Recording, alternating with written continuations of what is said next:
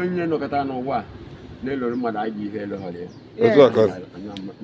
Otu a ka ọ dị.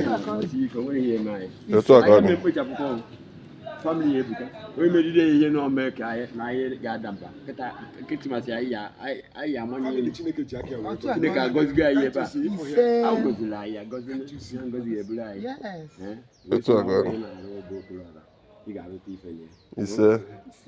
mụta zụọ ụmụ gị azụkwa ụmụazị anyị metara Chineke nyere anaghị aga n'iru dịka ha si ekwu Krismas kịta ha batasị ha ma ndị ya asịpapa na-ewere ma ndị na-amasị na-eme ka ọ dị mmadụ na-anya ehika na-enye ka ọ na-adị na-ahịrị nna na-enye ka ọ na-adị na-enye ka obere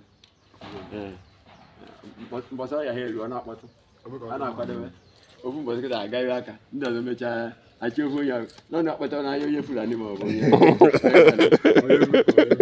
onye akpọta ojekwu ya ojebe wezi na anyị ga-agụ mmanya ka anyị nwee ọzọ azụ anyị n'afọ Jizọs Kraịst onye nwe anyị. Ikwere eze ahọrọ ugo. Wepụ ihe